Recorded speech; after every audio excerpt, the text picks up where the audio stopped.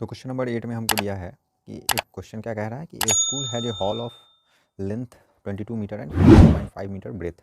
Means ये ABCD एक school का हॉल है जिसका लेंथ 22 मीटर है और इसका ब्रेथ जो है वो 15.5 मीटर है। अब कह रहा है इसमें कारपेट बिछाया गया है इसके बीच में, और ये वाला जो पोर्शन है ये आप देख सकते हैं कारपेट है, ये कारपेट बिछाया गया है। और कारपेट जो बिछाया गया है तो वाल से कुछ दूरी छोड़ करके बिछाया गया है। तो ये वाल हो गया, ये चारों तरफ जो आप ABCD स्क्वायर देख रहे हैं, ये रेक्टेंगल देख रहे हैं, ये वाल है। और इस वाल से 75 सेंटीमीटर गैप छोड़ करके कारपेट को लगाया गया है। तो पूछ रहा है सवाल में कि जो एरिया होगा कारपेट का वो क्या होगा, मीन्स ये जो एरिया होगा वो क्या होगा। तो आप देख सकते हैं ये जो इनर रेक्टेंगल है यही एरिया होगा कारपेट का, EFGH ही एरिया है कारपेट का, क्योंकि इतना ही दूर में हमको कारपेट बिछाया गया है तो वही एरिया होगा कारपेट का। दूसरा चीज़ हमसे क्या पूछ रहा है कि area of strip left uncovered, मतलब वह पट्टी का एरिया निकालिए, ये जो चारों तरफ है ये वाला पोर्सन जहाँ पे कारपेट नहीं बिछाया गया, इस स्ट्रिप का एरिया निकालना है। तो हम स्ट्रिप का एरिया किस प्रकार से निकाल सकते हैं, आउटर रेक्टेंगल में से जब हम इनर रेक्टेंगल को सब्ट्रैक्ट कर दें तो निकल जाएगा। दूसरा चीज़ इस क्वेश्चन में हमको क्या ध्यान रखना है, यह ध्यान रखना है कि इनसाइड में है ये सारा चीज़, जो जहाँ पे हम कारपेट नहीं लगाए हैं वो इनसाइड में है। ठीक है, तो यहाँ पे हम जो इनसाइड में है तो ये छोटा वाला जो साइड है लेंथ है इसको हम किस प्रकार से निकाल सकते हैं। तो ये बड़े वाले लेंथ में से ये वाला एरिया और यहाँ पर जो ये एरिया है इसको हम घटा देंगे तो निकल जाएगा। ये एरिया क्या होगा, ये 75 सेंटीमीटर, दो बार हम इसमें से डिडक्ट करेंगे। उससे पहले हम क्या करेंगे, चूँकि बड़े वाले रेक्टेंगल का लेंथ और ब्रेथ हमको मीटर में दिया है तो इसको भी हम मीटर में कन्वर्ट करेंगे। तो हम शुरू करते हैं बनाना। लेंथ ऑफ आउटर रेक्टेंगल लिख देते हैं, हॉल लिखने की जगह length of outer rectangle, hall भी लिख सकते हैं। लेंथ ऑफ आउटर रेक्टेंगल कितना दिया है हमको, 22 मीटर। इस तो आउटर रेक्टेंगल के लेंथ को हम L मान लेते हैं। Breadth of outer rectangle B कितना हो गया, 15.5 मीटर दिया है। विड्थ ऑफ स्ट्रिप या स्पेस लेफ्ट ऑल अराउंड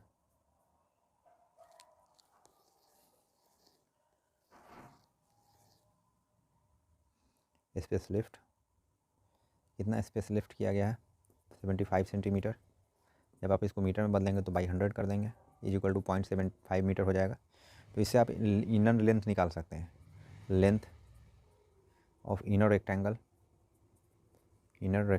क्या हो जाएगा, जो बड़ा वाला है उसमें से हम इसको दो बार घटाएंगे, 0.75 प्लस 0.75 तो क्या हो जाएगा 22 माइनस 1.5। तो जब 22 में से 1.5 को आप डिडक्ट करेंगे तो क्या हो जाएगा 20.5 मीटर। इसी प्रकार से आप ब्रेथ निकाल सकते हैं स्मॉलर का, ब्रेथ ऑफ इनर रेक्टेंगल क्या हो जाएगा 15.5 में से आप अगेन 0.75 प्लस 0.75 करेंगे तो क्या हो जाएगा 15.5 माइनस 1.5 डेट इज कितना हो जाएगा 14 हो जाएगा, 14 मीटर। तो आपको इनर रेक्टेंगल का भी लेंथ पता चल गया और ब्रेथ भी पता चल गया। अब आपको क्या निकालना है, एरिया ऑफ कारपेट तो सबसे पहले निकालना है। तो एरिया ऑफ कारपेट क्या होगा, एरिया ऑफ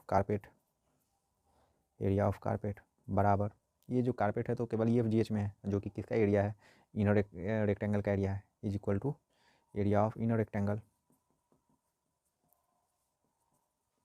अब इनर रेक्टेंगल का एरिया कैसे निकाल सकते हैं, L इंटू B करके। L कितना है इनर रेक्टेंगल का, तो अभी हम निकाले हैं 20.5 इंटू और क्या है 14 मीटर इंटू 14। जब आप इसको मल्टीप्लाई करेंगे तो क्या आ जाएगा 287 मीटर स्क्वायर आ जाएगा। तो ये पहला आंसर हो गया, एरिया ऑफ कारपेट हम निकाल चुके हैं। अब हमको एरिया जो निकालना है, जो मार्जिन छोड़ा गया है चारों तरफ उसका निकालना है। Area of space left all around चारों तरफ इज इक्वल टू क्या हो जाएगा, area of outer rectangle minus area of outer rectangle minus area of inner rectangle. Inner rectangle आप एरिया को कैप पूरा लिखिएगा, AREA, शॉर्टकट नहीं कीजिएगा। एरिया ऑफ आउटर रेक्टेंगल क्या हो जाएगा, तो एरिया ऑफ आउटर रेक्टेंगल कहाँ पे है, यहाँ पे है आउटर रेक्टेंगल 22 इंटू 15.5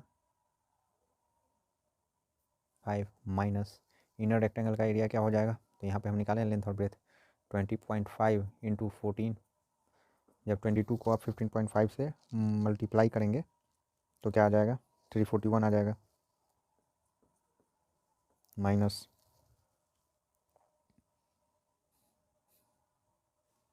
जब इसको आप मल्टीप्लाई करेंगे तो 287 आ जाएगा, जब इन दोनों को आप डिडक्ट करेंगे तो क्या आ जाएगा, 54 मीटर स्क्वायर आ जाएगा आपको। तो ये तो हो गया कि क्या चीज़,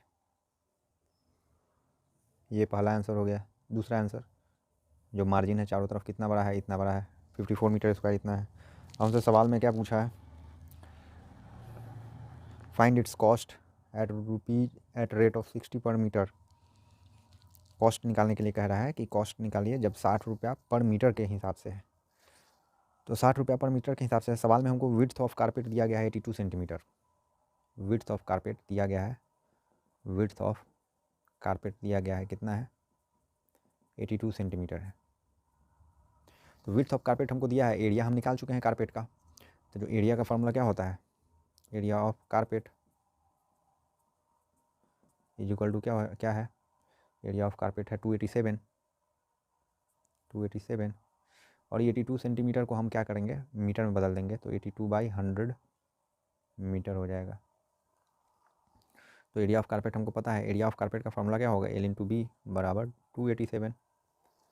अब यहाँ आपको L का वैल्यू निकालना है क्योंकि B तो आपको पता है, विड्थ तो आपको पता है। तो L के जगह पर हम ये रहने देंगे, विड्थ की जगह पर 82/100 कर देंगे, इज इक्वल टू 287 हो जाएगा। जब हम क्रॉस मल्टीप्लाई करेंगे तो क्या हो जाएगा, L is equal to 287 into 100/82। जब आप इसको कट करेंगे तो आपको फाइनली आएगा क्या, आपको फाइनली आ जाएगा 350 मीटर। तो ये तो लेंथ निकल गया, किसका लेंथ निकला है, तो कारपेट का लेंथ निकला है। अब आपको कॉस्ट निकालना है, टोटल कॉस्ट। तो टोटल कॉस्ट क्या हो जाएगा,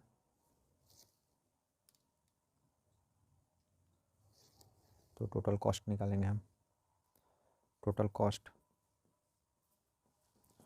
कॉस्ट किस चीज़ का, तो टोटल कॉस्ट जो कारपेट करने का है 60 रुपीज़ पर मीटर हमको दिया गया है।